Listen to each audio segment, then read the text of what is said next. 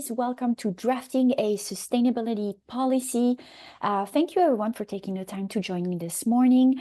What about this workshop today? This workshop will touch upon a brief introductions on the impact and opportunities of climate change on the tourism industry. We'll also have some case studies of BC-based organization, and we will go to the bulk of our workshop today, which is an activity around crafting your own sustainability policy. Exciting agenda.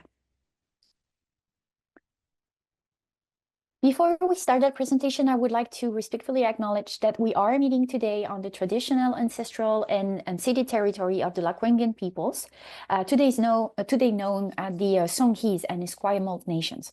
So we are truly grateful to be able to live, work, and play on these lands, while also learning from our traditional hosts who have been stewards of this land for generations.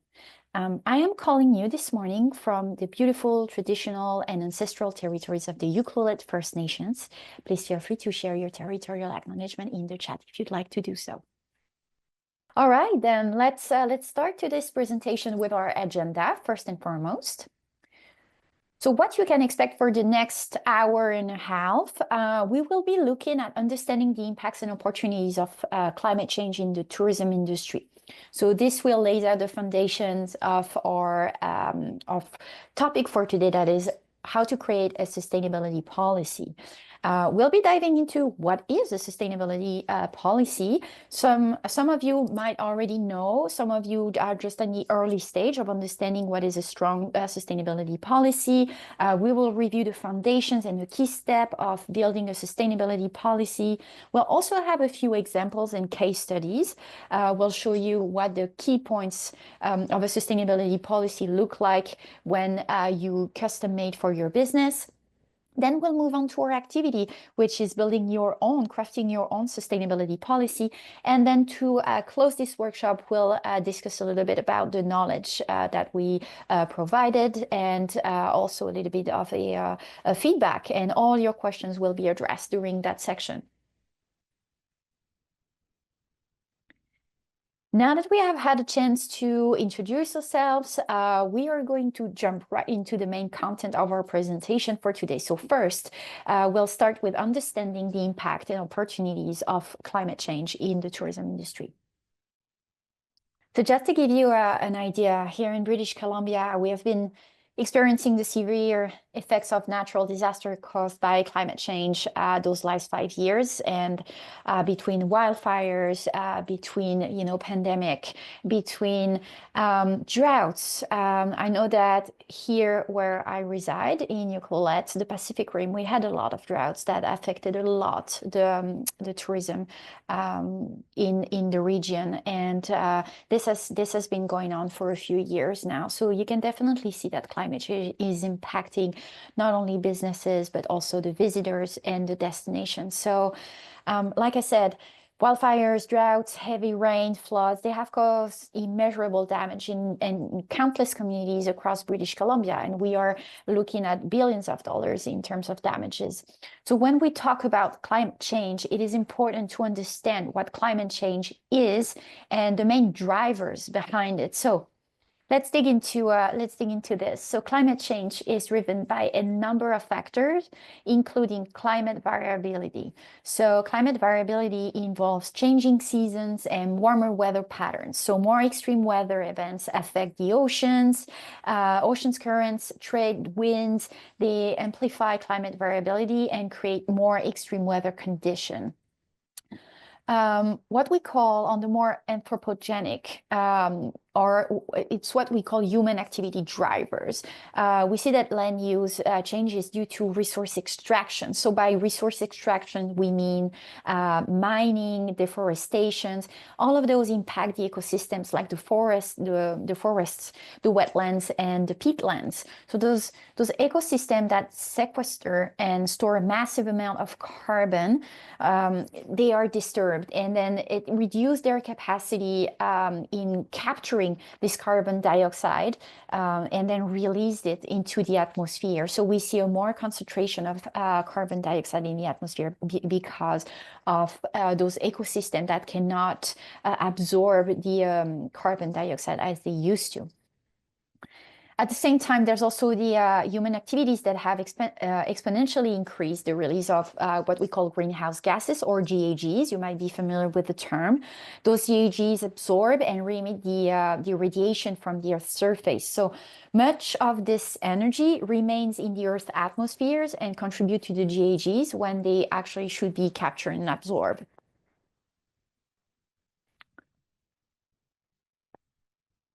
Let's get on to the carbon footprint of global tourism. So how does this impact, how does all of this impact the tourism industry? Well, the available studies suggest that the travel and the tourism sectors, so both of them combined, accounts for approximately 8 to 11% of the global GHG emissions. So as one might expect, transportation emissions are a large part of the carbon footprint of global tourism. We are seeing on those chart here that is like 49%. However, there are also other areas involved in the total footprint, and you can see those. We're talking lodging, agriculture, food and beverage, and retail, where actions can be made to reduce emissions. So the tourism industry is a very multifaceted industry in which everything is interconnected. So maybe you see your business in one of those categories, and let those numbers, just have an impact on how you can help reduce those percentage. And the sustainability policy, it's a great way to actually start the work on sustainability and reducing those numbers. Now, moving on to the impacts on tourism organization and narrowing it down to the size of your business. So some of those impacts on tourism organizations include, well, changing traveler patterns. So as temperatures changing in some areas are more affected by climate change than others, traveler may change their patterns and where they choose to visit. So we definitely see a shift in consumers' patterns that decide to go what we call in destinations that are less traveled, the path less traveled, and they want to go in more remote destinations or use activities that are a little bit less mass tourism. The tourism activities are also affected by the rising temperatures and the weather events. So as we say, climate change affects a lot of the climate patterns. And for example, the skiing destinations are experiencing warmer temperatures and less snow. So people will be probably more inclined to go a little bit more towards the ocean in winter than rather going into a skiing destination just because there's no snow. Infrastructures and property, well, the damages, infrastructures and properties that is needed for tourism, such as, well, the roads, just the roads, transportation, as we say, accounts for a lot. But if we don't have the roads or the bridges, for example, to go to a destination, if they are damaged by extreme weather, it's definitely impacting tourism organizations because visitors cannot go into the destinations anymore and cannot access the activities and services from tourism operators. The biodiversity damage, destinations that rely on unique biodiversity to attract visitors may find that this is being affected by climate change as the species move to adjust to climate impacts. We have seen a lot of actually new species coming to Vancouver Island or just migrating to the south of British Columbia. That is also an aspect of climate change, and it can be very detrimental for, tourism operators that, for example, whales, all oceans wildlife. Those operators have been really affected by the change in migration patterns. We also have the frequency and intensity of extreme weather events that really create a heat dome, that have created a heat dome in British Columbia, for example, last year and the year before, and that have affected the visitor experience and pose risk to the residents as well. It's not only about the visitors, but it's also the local residents, the businesses that make the fabric of the destinations, and the people that reside all year long in a destination. So this has been very complicated as well, and we call it the climate resiliency. And the last impact, that is not the least, is the rising costs. So, for example, the cost for food, the cost for energy, and the water consumptions are also rising. So, all of those costs affect deeply a business operation and the business decision making in terms of why should I buy, or should I change the way I buy my products, or should I revisit the price of my services. This is an indirect impact of climate change. But there's not only impact, there is also opportunities. And, you know, those opportunities, there's always opportunities for the tourism industry to take action and adapt to become more resilient to the impact of climate change. So from there, we can see that, the tourism industry can adapt to changing consumer patterns that I was just talking about, and cater to travelers that are seeking a more sustainable and regenerative experience. So instead of doing what we call business as usual, businesses can definitely review, revise, and just readjust their services and all the sustainability practices that they have already in place to be aligned with what visitors now want in a destination and what they are expecting in terms of sustainability. Business can also attract and retain talent that are seeking work where they feel their sustainability values are upheld and that they are contributing to positive change. So there's also work to be done in terms of internal team. The people that are working for you, they are the first window to your business. And these are the people that carry the value of your business. They will be talking to your visitors. They will be talking to your consumers. And those teams need to be trained on sustainability practices and understand what climate change is, how climate change is impacting your business. Another opportunity is that businesses can adopt energy and water reduction initiatives to reduce cost and greenhouse gas emissions, reduce their GHGs. We have the chance to live in one of the most beautiful provinces in Canada. We have a lot of renewable energy. 90% of our, water, we use water for hydroelectricity, which is fantastic because we call it a renewable energy. So all those initiatives can be easily implemented, I would say, within your business while being in BC. There's one more opportunity that many businesses can also take advantage of, the grants and funding related to, well, I said renewable energy, for example, EV, electric vehicle. We have a lot of grants and funding in BC regarding renewable energy implementation and sustainability practices implementation. So the government of BC website is a great source of information, as well as the Canada government website. Let's have a look at traveler trends. I was talking about visitors, I was talking about consumers. I think it's important to, while understanding climate change and starting to draft your sustainability policy, you need to understand the people that you are talking to. So the travelers, the visitors, they are also changing and becoming increasingly aware of sustainability practices and, as we call it, eco-conscious. So they are becoming more conscious of their environmental impact, but also their social and economic impact. So, for example, I have a few percentage here, a few numbers that we have taken from the Booking.com Sustainable Travel Report 2024, which is a report that is worldwide, global, made every year, and they survey, Booking.com survey more than 30,000 travelers around 34 countries. So that report highlights the important dilemma of customers having to choose between, well, cutting costs in an uncertain economy, as you have seen recently, and making more sustainable travel choices. So how do we bridge the gap between rising cost and implementing sustainable sustainable practices. So travelers, like I said, are more aware than ever of what value means for them, and they are seeking out regenerative experiences. So as you see on the slide right here, 67% of them feel that witnessing sustainability practices while traveling inspire them to adopt sustainability habits in their everyday life.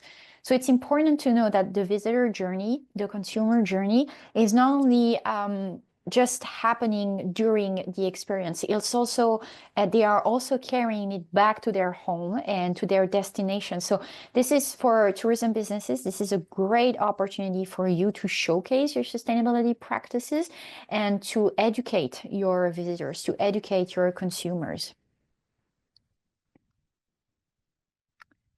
Then I'm going to give you my definition of a sustainability policy. A sustainability policy includes I would say practices to reduce environmental impact, conserving resources, and supporting social responsibility. So a sustainability policy, like I said, varies from one business to another. So depending on the field of work you are evolving in, but the goals and the sustainability priorities remain the same. So the three pillars of sustainability are economic, environment, and social. And those three pillars should always be considered while building your document. So Rowan, I will actually answer your question right now.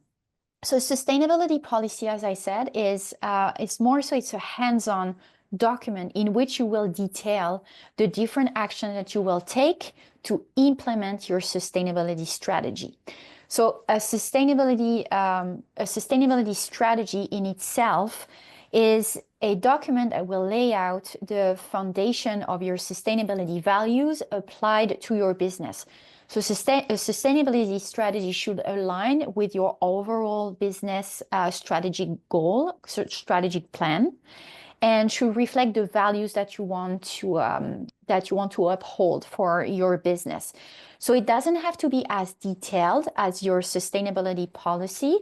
Let's say that your sustainability policy is I would say the weapon to put in place your sustainability strategy.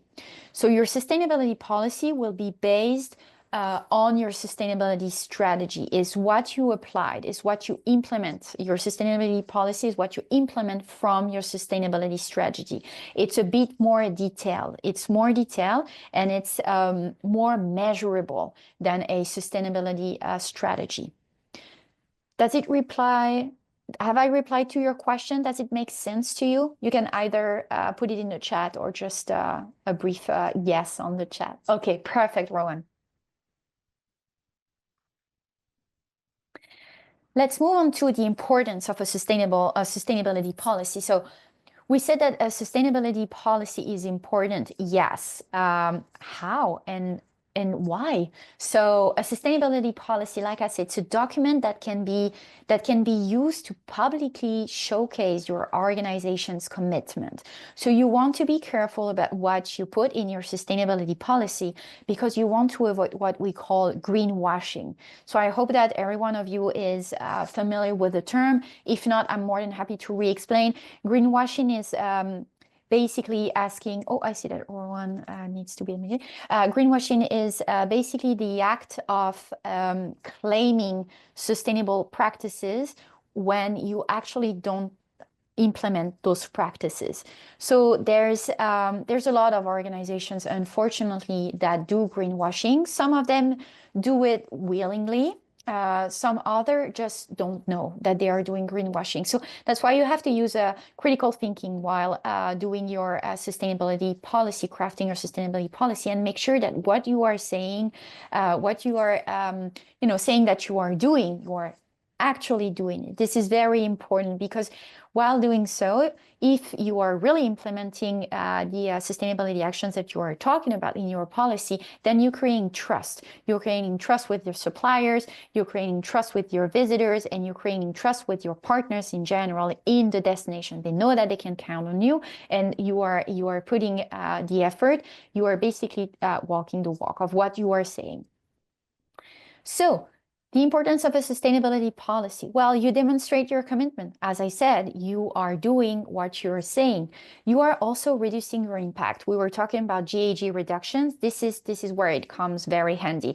You are reducing your carbon footprint. So by taking actions towards sustainability, not only do you invest in the future of your organization, but you are also reducing your carbon footprint.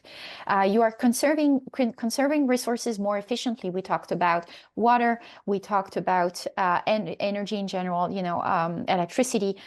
You are helping conserving those resources, and in the process, you are also reducing those energy more efficiently.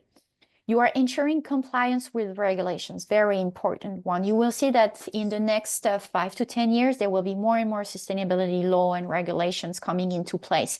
You want to be ahead of this. You want to take actions, tangible steps right now to make sure that you are aligning with all the laws and regulations that are coming into place from either the federal governments or the provincial governments. That will really help you in the long run. And also, you don't want to be in trouble with the law. There's also protecting your reputations. Very important. It really ties with demonstrate your commitments toward sustainability practices. Protecting your reputation is not only on the financial aspect, it's also on the sustainable aspect. When a visitor or a consumer is using your products or services, they will talk about it coming back home. They will bring that experience and they will talk about it. And, the word of mouth is a very important communication strategy. So you want to be careful of what information you are putting out there, and especially when it comes to your sustainability practices. You also want to reduce operational costs. With a sustainability policy, you will work towards a more efficient way of doing what we call responsible purchasing. So not only will you choose suppliers that are aligned with your sustainability values, but you will also reduce cost when it comes to orders. You can decide to actually cut on plastic when it comes to your orders. You can do more bulk ordering. You can choose sustainability products that are creating a little bit more locally than what you are used to order. All those things are investments. They are not expense. Sometimes, some businesses ask me, oh, yes, but it's some sustainable products are more expensive than the products that I used to buy. Yes, they are, but in the long run, they are actually investments because you will probably need them a little bit less than the products that you were using before that were not eco-friendly, for example. And also packaging wise, you will send less to the landfill and maybe your supplier a little bit closer as well. So all those operational cost reduction will be an investment. And then you create long-lasting relationship with your supplier and your guests. As I said, you're creating trust. You're creating, you are reliable to your suppliers, and your suppliers become reliable to you as well, in the sense that you are aligned on the same values, and that what is important when you are creating collaborations. Collaboration is really a key word in sustainability policy. So now let's move on to the benefits for your organization. Well, we talk about the importance of a sustainability policy. What are, the fruits that you can ripe from a sustainability policy? So there is the enhancing your organization's image. You are moving toward a future that is sustainability practices. I think that at one point, this is something that we need to educate our teams about. We need to educate our visitor about, our supplier or stakeholders. But sustainability is not going anywhere. And that is something that we will have to take into account into our everyday life, as well as our business's practices. So by implementing a sustainability policy and sustainable practices from the get-go, you are enhancing your organization image. Then you will make your business more efficient, energy-wise, water-wise, everything that can be conserved and preserved, that will be more efficient for your business, and you will obviously reduce your cost. You will also improve employee engagement and retention. You will attract employees that are more aligned with your values, people that will want to make a difference in your business, and people that will be involved and engaged, and will also, drag other employees into sustainability practices, which is fantastic to see when it happens in an organization. Because regardless of the size of your business and the size of your team, if your team is engaged into more sustainable practices, there's a lot of good things happening. Also, you will open yourself to new market opportunities, new sustainable suppliers, new sustainable business opportunities to work with, relationship, or creating more collaboration. You will be part of a sustainable network in your destination, in your regions, and you will definitely see the shift in mindset. People, evolving in sustainability practices really want to make a positive impact in their destination, and they want to really improve and help other businesses to go into more sustainability practices, and also develop it as a force for good. So this new market is also for visitors. As I said, there's more and more eco-conscious visitors coming, eco-conscious consumers, and those people are looking for businesses with very strong sustainability policy. There's also the question of risk management. I talked about climate change's risks, but there's also financial risk. Doing business as usual. At one point, instead of being leader in your field, you will become a follower, because things are changing quickly. Sustainability practices are being implemented everywhere. And so to keep up with, the risk management on all aspects of sustainability, you will need to make a risk assessment and understand who are your new visitors, who are your new consumers, and how you can actually assess those risks and make the changes on all fronts, should it be climate change or even financial change. You will, one of the best, actually, I would say, point of a sustainability policy is that you will develop a competitive advantage. So you will also offer new practices, you will offer new services that will be sustainable, eco-conscious, sustainability friendly, and that this will open you in an ocean of possibilities when it comes to new services, new visitors, new partnerships. And then, like I said, the community support. So you will new sustainability policy opens new horizons for your community, your destination. So there are probably some businesses that you are not used to work with right now that you will probably reach out to once you have your sustainability policy, because you will notice that they actually align with your sustainability values, and you would like to actually create businesses with them. So there's really only benefits in creating a sustainability policy. So moving on to the foundations and the key steps. So this is really the skeleton of your sustainability policy. How do we build a sustainability policy, and what are the foundations that should be, the main reference for the document that you're going to create it? Like I said, the sustainability policy is based on the three pillars of sustainability that are environmental, economic, and social. So these are the three foundations, the foundation that you have to keep in mind at all time while building your sustainability policy. Very important. Let's go with the environmental pillar. So for example, the environmental pillar considers the resource management. So you can talk about waste mitigations. How do you deal with waste in your business? Water conservation, renewable energy adoption. We also have ecosystems conservation. So for those of you who evolve, in a more nature wide area. So how do you reduce pollutions? How do we conserve biodiversity? Climate action, obviously, reducing your carbon footprint, purchasing carbon offset. These are the main key in the environmental pillar for sustainability policy. The economic pillar, well, we have the responsible purchasing. So as I said, the responsible purchasing encompasses transparent supply chain management. How do you make business with your suppliers? Are your suppliers eco-friendly? Do they have sustainable values? Do they also have a sustainability policy? You know, this is something that you can ask from your supplier. Do they support local economies? Do they source ethically? These are all the questions that you can feel free to ask your suppliers or the businesses, your partners, the partners that you are working with. These are not taboo and should not be taboo. We should discuss about those. And this is a very key point of the economic pillar of sustainability. We also talk about economic viability. So you want to create financial stability while ensuring that your economic activities do not harm the environment. So while creating packages, services, products, take into account the life cycles of those services and products.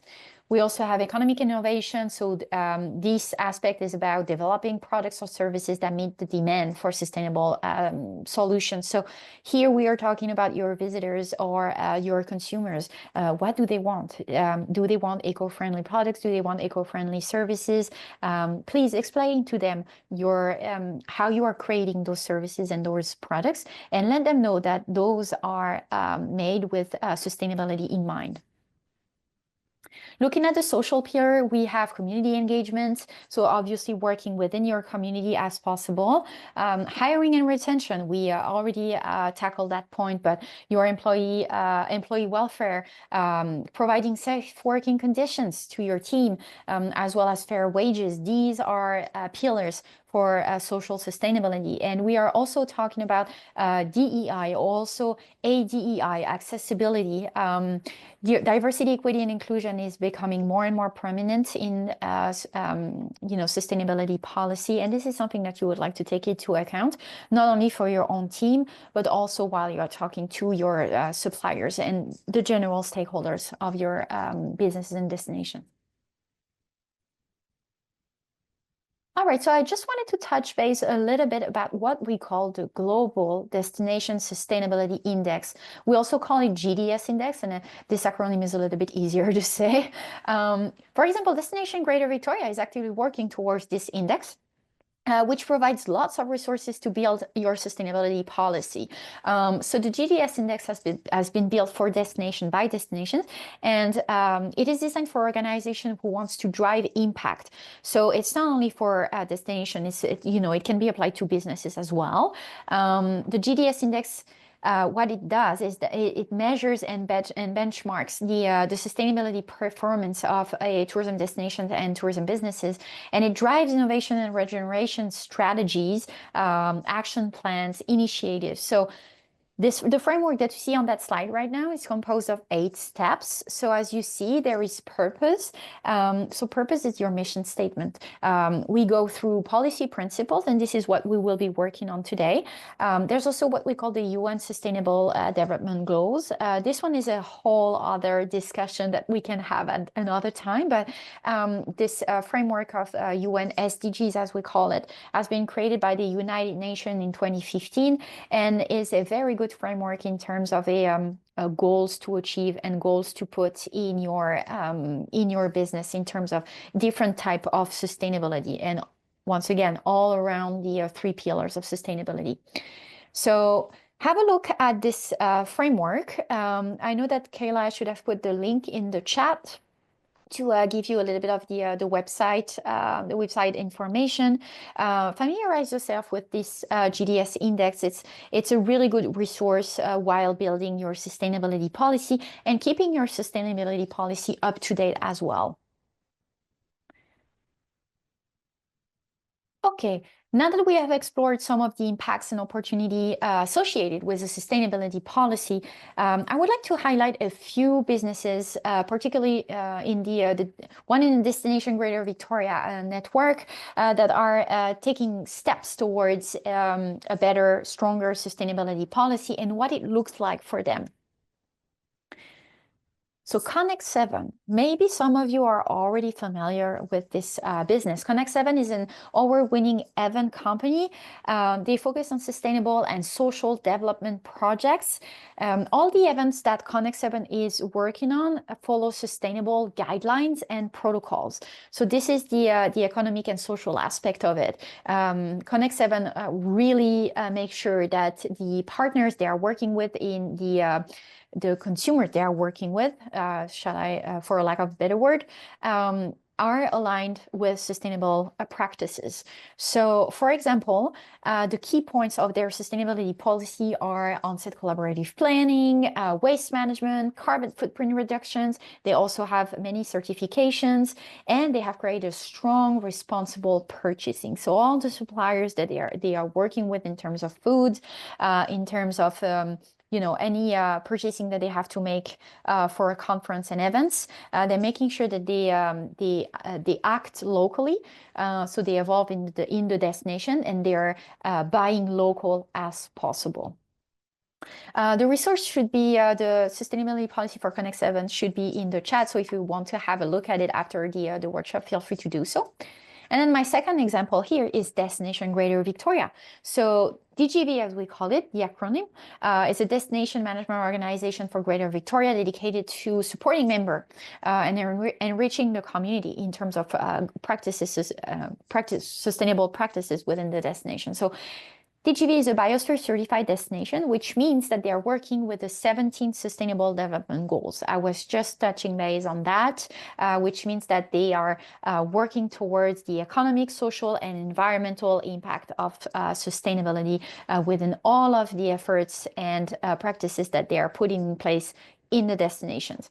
So the key points of their sustainability policy varies a little bit from Connect 7 because they are not evolving in the same field of work, and that's what a sustainability policy should do. It should be really tailor-made to your field of action. So DGV, for example, they have a vision statement.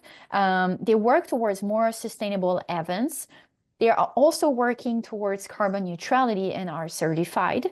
Equity, diversity, inclusion, and accessibility. I was telling you about that when it comes to the social aspect of your sustainability policy. Destination Greater Victoria has a strong policy when it comes to ADEI, and this is included in their sustainability policy. So they have listed everything that they are doing in terms of EDI to showcase the good practices and the metrics that they are using to obviously measure success when it comes to the sustainable practices that they are implementing. The GDS index, obviously, the different certifications that they have, and they are also including the way they're reporting on their sustainability practices. So measuring and reporting can be optional in a sustainability policy, but some of the organizations that I've worked with and I've seen also would like to include, because it makes for a stronger sustainability policy. It shows that you are following the work on a quarterly or semestrial time frame, some of them doing yearly as well, but it really puts numbers in front of your sustainability practices, and it showcases what you have done and how it went during the time you have implemented those practices. Key elements. Make sure that you have a vision and a mission for your sustainability policy. The vision and the mission should align with your overall strategy goals. What it means by vision and mission is that it has to be sustainability oriented. You also have your goals and your objectives. And keep in mind that here we are talking sustainability goals and objectives, obviously. Those should also align with your overall strategic plan, because you don't want to change the nature of your business. You just want your business to make sure that it's implementing sustainability goals within the overall structure. And then the action you already implemented. So for example, Allison was a great example of that. So action that you already implemented or that you need to implement just to make sure that you have stronger actions. And then the tracking and reporting. As I said, the tracking and reporting can be an optional part.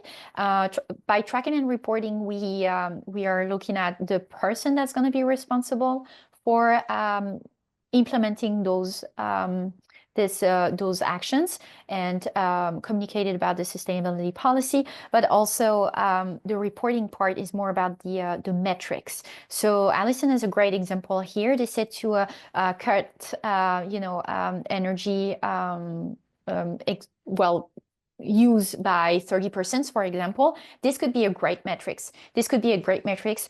We are working with what we call the SMART goals, and you might be familiar with it, most of you. So, measurable, actionable, also time bound. This is all of this is important because you will actually keep yourself accountable for the action that you want to implement. You will give yourself the structure to implement those actions. And so I will be, for the sake of time, I will just quickly move into our resources and feedback survey. So for the resources, there's a few links that will be put in the chat. There's one that we talked about, that is the Booking 2024 report. There's also Destination Canada as a very interesting report that is called the Business Event Sustainability Commitment. And I think that you can take a lot of information from there, given the field of your businesses. And then we have Destination BC as well. And Destination BC has released what they call a guide green sustainable tourism. There's also a lot of information about sustainability policies, sustainable practices. So take those links with you, and I hope that they will be helpful to review. And this is bringing us to almost the end of our presentation, and I was very, very, very happy to work all with you today. If there is one final question that I can ask you, is how will your organization further the work on building a strong sustainability policy? Keep that question with you, let it sink in, and I hope that you will find the answer through the document. I'm sure that you are towards you're setting yourself up for success. And like I said, sustainability does not work in silos. So if you have any questions, if you need any resources, we are all ears and we are available for you. So yeah, if you have a bit of time, I know that there is also a feedback survey that will be sent to you, Sarah, if I'm correct. So you will receive a feedback survey, and any questions that you have regarding sustainability, all DGV is always happy to answer. And I will work with Sarah in answering all the questions that come after the workshop if need be. So yeah, so thank you very much, everyone. And I was very grateful for today's session. It was a very great engagement, and I hope that those documents help you.